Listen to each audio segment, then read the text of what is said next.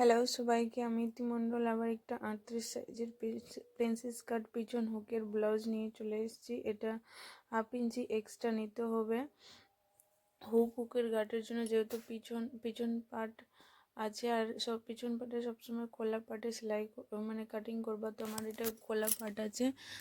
Length নিলাম 16, put নিলাম 6 আর মোড়া নিলাম 6.5। এটা 38 সাইজের 4/9 মানে 9.5 নিলাম, তবে 2 ইঞ্চি এক্সট্রা। আর টোটাল আমার 11.5 হয়েছিল, তো নিচে 10.5 দিয়ে আমি এটা রাউন্ড করে দিলাম 1.5 ইঞ্চি মোহরার কাছে নিয়ে। তারপরে পুট নিলাম 3 আর লেন্থ নিলাম আমি 12।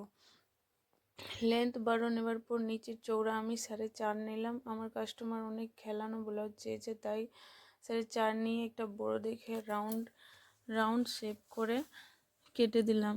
তোমরা যদি নর্মালে তোমরা করতে চাও তো অবশ্য পুট 2 নিও আর নিচের সাইডে 2.5, এটা নর্মালওয়ালা হয়। তো কাস্টমার ডিমান্ড ছিল আমার কি অনেকটা খেলানো ব্লাউজ হবে পিঠের কাছে, তাই আমি 4.5 নিলাম আর গোল রাউন্ড দিয়ে কেটে নিলাম। কাটার পর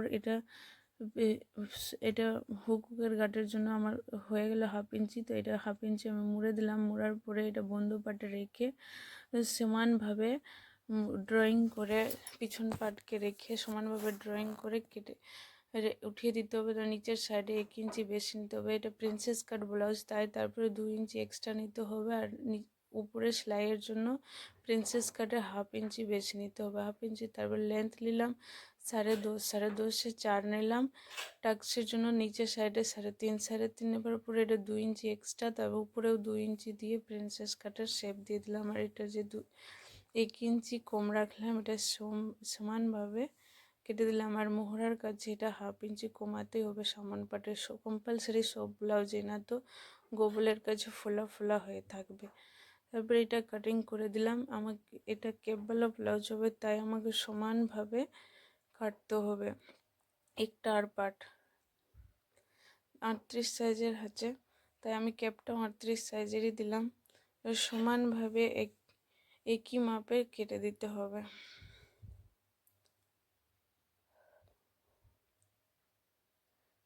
এই যে আমার কাটিং কমপ্লিট হয়ে গেল। তারপরে মেন কাপড়ে রেখে আমি সমান সমান কেটে দিব। প্রিন্সেস কাট ব্লাউজ আমার কাটিং কমপ্লিট। তারপরে মেন কাপড়ে রেখে সমান সমানভাবে কেটে দিতে হবে।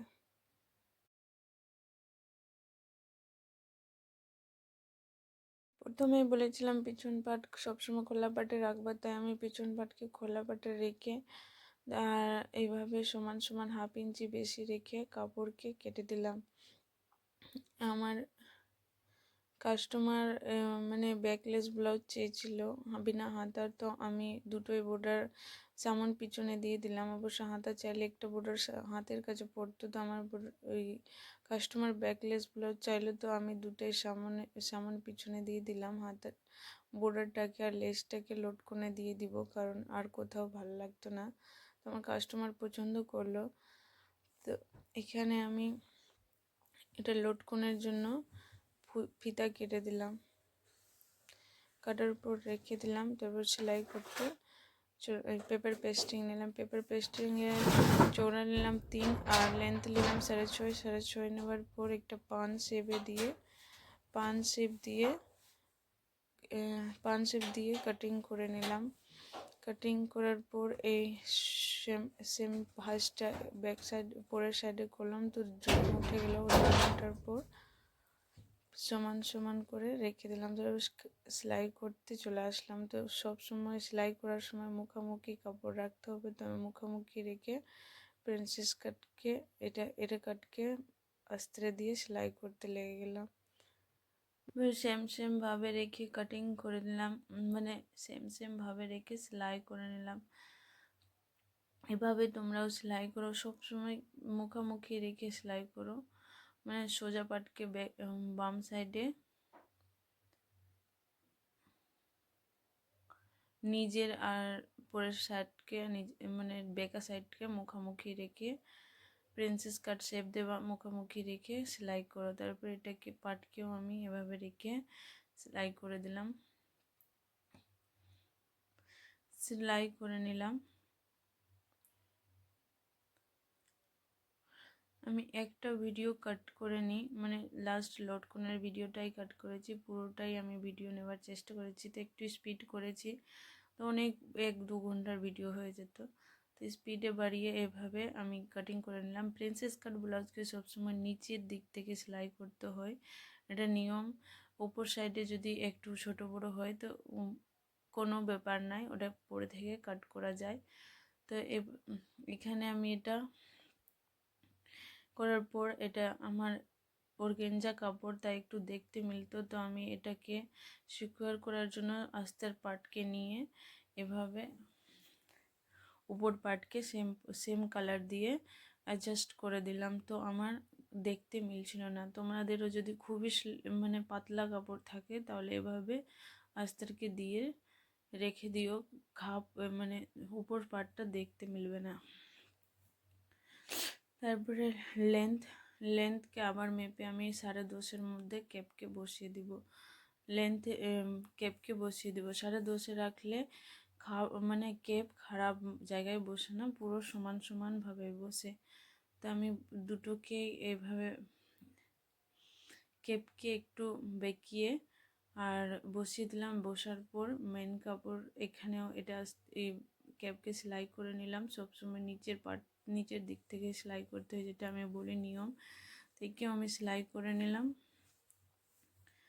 সেলাই করার পর ওর উপর পাটটা আস্তের বসিয়ে, মানে ক্যাপটাকে বসিয়ে সেলাই করে দিব।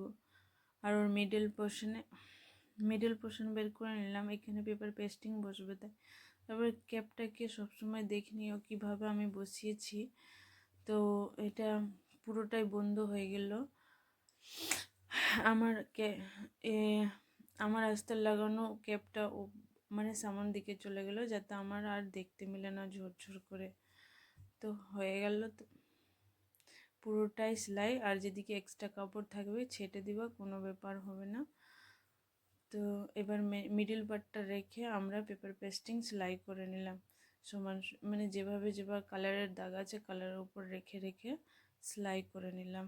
দেখতেই পাওয়া পানগুলো কত সুন্দর হয়েছে। যদি ভিডিও ভালো লাগে প্লিজ আমার চ্যানেলকে সাবস্ক্রাইব করে দিও আর নিজের ফ্রেন্ডদের সঙ্গে শেয়ার করে দিও।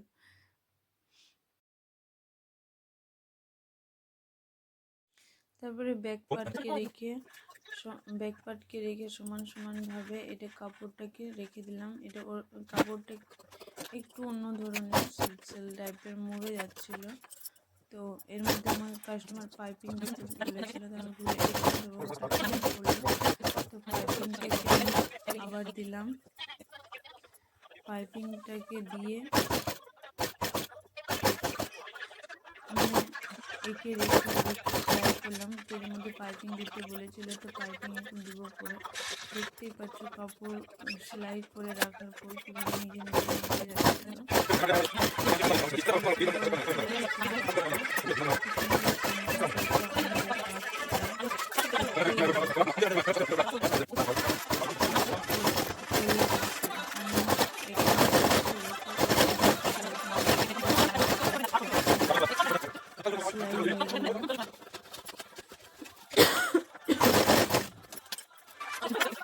टक्स দিয়ে দিলাম 4.5 মধ্যে। टक्स দেওয়ার পর এবার পাইপিং আমি লাগিয়ে দিলাম। কাস্টমার যেহেতু পাইপিং দিলে ভালো লাগছে, পাইপিং দিয়ে দিলাম। পাইপিং দেওয়ার পরে ডবল সেলাই দিয়ে দিলাম, যাতে ভালো করে উঠে না যায়। দু পার্টেই পাইপিং লাগিয়ে নিলাম সুন্দরভাবে। দু পার্টে লাগানোর পর মানে যে সামন পার্ট আছে এখানে আমি 2 ইঞ্চির পার্ট নিয়ে, এখানে 4 ইঞ্চির পার্ট নিয়ে, মানে 4 ইঞ্চির পার্ট নিয়ে এটা ঘাটের দিকটা করেছি। আর এই সাইডটা 2 ইঞ্চি নিতে হবে। 2 ইঞ্চি নেওয়ার পর এটাকে একটু মুড়ে সেলাই করে দিতে হবে। তো আমি এখানে হেমের জায়গা রাখি, আমি সেলাই করি, কারণ হেম অনেক সময় ভেঙে যায়, অনেকই অসুবিধা হয়ে যায় টাইট ফিটের জন্য। তো আমি সেলাই দিয়ে আমি হেমের রাখবো নিচে, সবসময় হেমেরই কাজ। তো এইটুকু করে আমি কেটে দিলাম, তারপর থেকে আমি হেম করলাম। তো দুটোই কাটিয়ে এইভাবে রেখে দিলাম, নিলাম, করার পর ফিটিংস করব।